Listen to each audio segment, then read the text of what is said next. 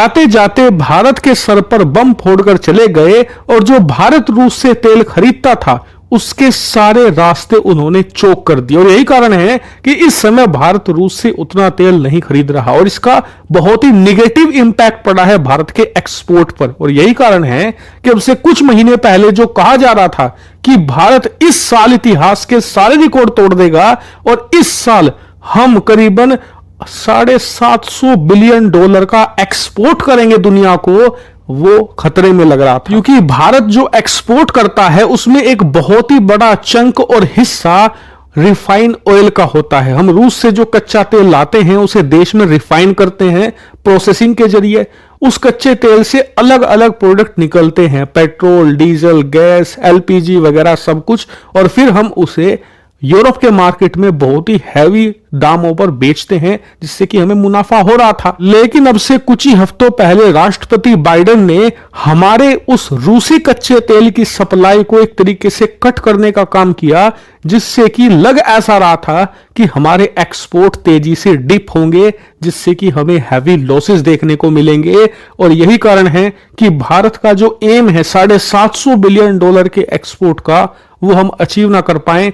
680 या मैक्सिमम 700 तक हम जा पाएंगे। लेकिन यहां तो पूरा मामला ही उलट चुका है। दरअसल भारत का जो फाइनेंशियल ईयर है वो शुरू होता है 1 अप्रैल से। मान लीजिए 24-25 साल है तो ये शुरू होगा 1 अप्रैल 2024 से और खत्म होगा आने वाली 31 मार्च 2025 को। यह पूरा 12 महीनों का सर्कल माना जाता है, फाइनेंशियल ईयर माना जाता है भारत का।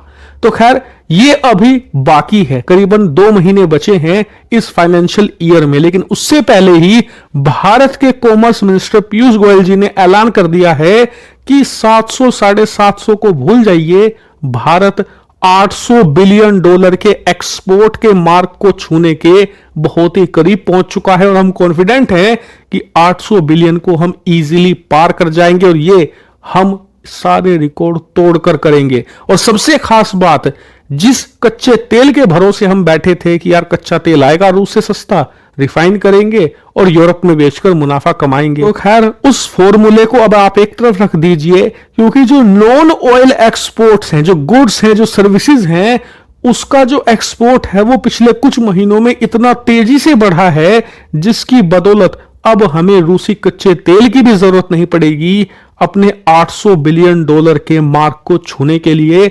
हमारे एक्सपोर्ट की रफ्तार इतनी तेज हो चली है और इसीलिए यह बात लगभग तय मानकर चलिए कि भारत अपने इतिहास के सारे रिकॉर्ड तोड़ देगा। और अब से 2 महीनों के बाद जब हमारा फाइनेंशियल ईयर पूरा होगा 31 मार्च 2025 को, उस तक हमारा जो एक्सपोर्ट है वो $800 बिलियन के ऐतिहासिक मार्क को पार कर चुका होगा। यकीन मानिए ये ह्यूमंगस अचीवमेंट होगी भारत के लिए, क्योंकि $800 बिलियन बहुत बड़ा आंकड़ा है।